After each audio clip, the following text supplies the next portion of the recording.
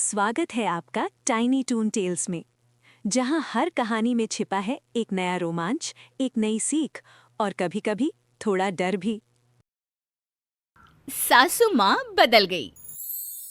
कहानी उस घर की है जहाँ बहू और बेटी को एक माना जाता था, लेकिन फिर अरे शिखा बेटा, तू रसोई में क्यों घुसी रहती है? जा, रोटी मैं बना लूंगी। नहीं माँ जी, आप बैठिए, बस सारा खाना बन ही गया है। श्वेता को बोल देती हूँ, वो खाना लगा देगी सबका। सॉरी भाभी, मेरे पास वक्त नहीं है। माँ, मुझे पैसे देना, पार्लर जाना है। हाँ चली जाना, भाभी को भी ले जाना। वो भी जाने को बोल रही थी पार्लर, पर पहले ना मदद कर दे उसके खाना लगाने में। देख माँ, वो बहू है, उसे बहू रहने देना, इतना सर पर मत चढ़ा भाभी को। श्वेता, ज्यादा मत बोला कर। बहू और बेटी में कोई फर्क नहीं होता है। जा जाकर काम कर। ननद को माँ का भाभी से इस तरह प्यार करना बिल्कुल अच्छा नहीं लगता। वो बार बार किसी न किसी तरह माँ को भाभी के खिलाफ भड़काती रहती, लेकिन कोई फायदा ना होता। एक रोज, अरे बेटे किशन, जा बहू को कहीं घुमा कर ला। सारा दिन घर में काम करती रहती है। हाँ माँ, हम लोग जा रहे हैं ना गोवा। अच्छा जी, भाभी ने तो हमें बताया भी नहीं। वैसे तो सारी पंचायत करती है, ये गोवा वाली बात क्यों छुपा गई हमसे? अरे क्योंकि उसे खुद नहीं पता था बहन। मुझे टिकट सस्ती मिल रही थी तो मैंने बुक कर दिया। हाँ शिखा, पैकिंग कर ले, संडे हम जा रहे हैं गोवा। दोपहर में शिखा पैकिंग कर रही थी कि सास आ जाती है। ये क्या बहू, साड़ियाँ? अरे गोवा जा रही है घूमने या फिर शादी में मायके हैं?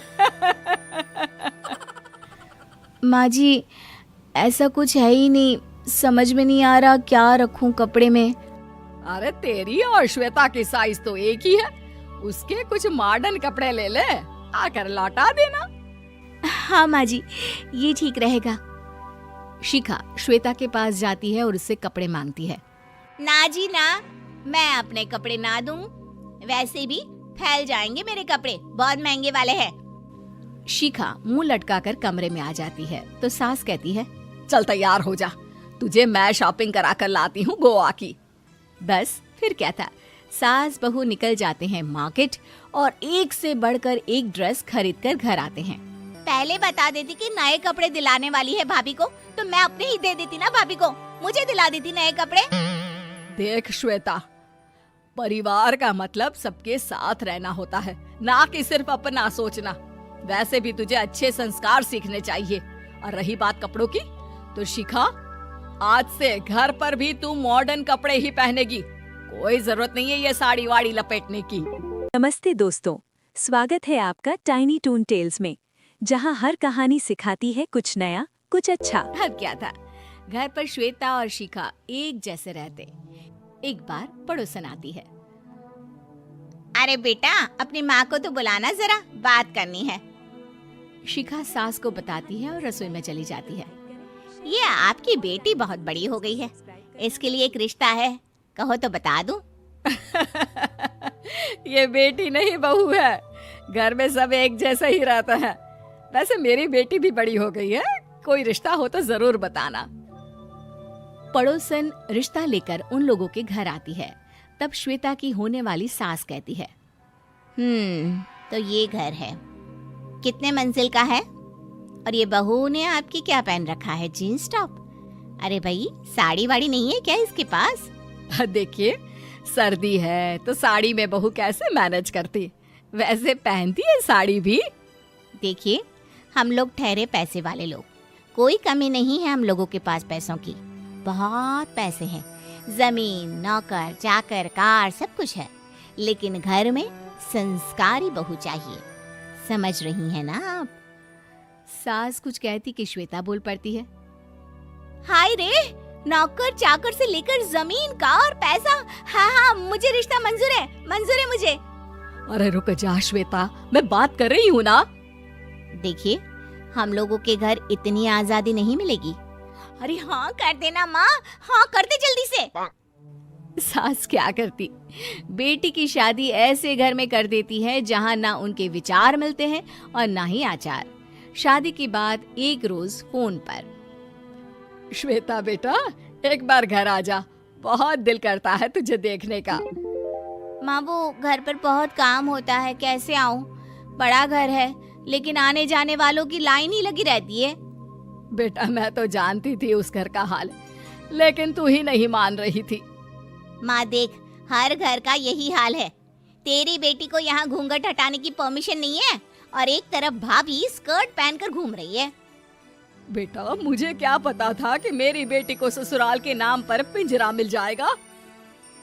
अच्छा माँ, फोन रखती हूँ, सास को गर्मा गर्म रोटी खिलानी है। तुम लोगों की तरह नहीं कि एक रोटी बनाओ, एक सब्जी बनाओ, फिर सारा दिन फ्री होकर घूमो। सास फोन तो रख देती है, लेकिन सोच में पड़ जाती है कि एक तरफ बेटी जिसे कोई आजादी नहीं, वहीं दूसरी तरफ बहू जिसे देखकर लगता ही नहीं कि उसकी शादी भी हुई है। अगले रोज। शिखा, अरे ओ शिखा। हाँ माँ, क्या हुआ? कुछ चाहिए आपको? मैं जिम जा रही थी। जिम के कपड़ों में बहू को देखकर सास को घूंघट में अपनी बेटी का ख्याल आता है। देख बहू, घर में बहू की तरह रहा कर।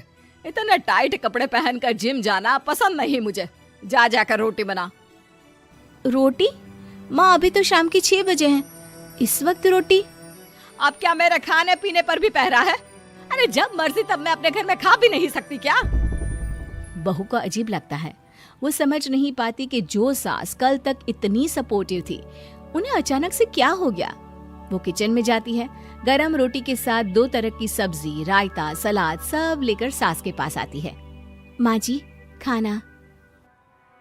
इतना सारा खाना? राक्षस समझा है क्या मुझे? रोटी मांगी थी मैंने गर्मा गर्म बस। पर माँ जी, रोटी खाती किससे आप? सब्जी तो बनानी थी ना। अरे भूख मर गई मेरी तेरी बहस से। जा जाकर काम कर, अंदर पूरी रसोई साफ कर। बहू अंदर चली जाती है। थोड़ी देर में श्वेता घर आती है। अरे शिखा, जल्दी से चाय ला, पकवान बना, मेरी बेटी आई है। अरे नहीं नहीं माँ, ड्राइवर बाहर खड़ा है। मैं तो घर का कोई सामान खरीदने के बहाने यहाँ आ गई हूँ, मुझे जाना होगा। अरे बेटा, पर कितने दिनों बाद देख रही हूँ तुझे, रहने आ जाना 2-4 दिन के लिए। आ जाऊंगी माँ, जब मेरी सास मरेगी तब। मैं तो रोज मन्नत मानती हूँ कि मेरी सास मर जाए तो अच्छा है। अच्छा चल, जा रही हूँ माँ। हे भगवान, कैसे कैसे दिन देखने पड़ रहे हैं मेरी बेटी को। सास अंदर जाती है, जहाँ श्वेता की जिम वाली सहेली का फोन आया होता है। क्या बात है, आज जिम नहीं आई? अरे पता नहीं यार, आज माँ को क्या हो गया अचानक। पर खैर कोई नहीं, लगता नहीं कि मैं अब जिम आ पाऊंगी। शिखा स्पीकर पर बात कर रही थी, जिसे सास सुन रही थी। यार ये सास ना होती ही ऐसी है। मैं तो कहती हूँ बुढ़िया जल्दी मरे और तू आराम से जिए। शिखा को सहेली की बात पर गुस्सा आ जाता है। माँ के मरने की कौन सा बच्चा दुआ मांगता है मोहिनी? आगे से ऐसी बात मेरे सामने मत करना। हमारे घर की शोभा ही माँ है। क्या हुआ जो थोड़ी सख्ती दिखा रही है? उसमें भी कोई ना कोई उनकी भलाई ही होगी। मैं तो कहती हूँ भगवान मेरे जैसी सास सबको दे, जो सिर्फ माँ की तरह है। सास वाली तो कोई बात ही नहीं है उनमें। सास ये बात सुन रही थी। उनकी आंख में आंसू आ जाते हैं कि क्यों वो बेटी की किस्मत में बहू को भी भागीदार बना रही थी। शिखा, अरे ओ शिखा, क्या हो गया? जिम नहीं जाना क्या?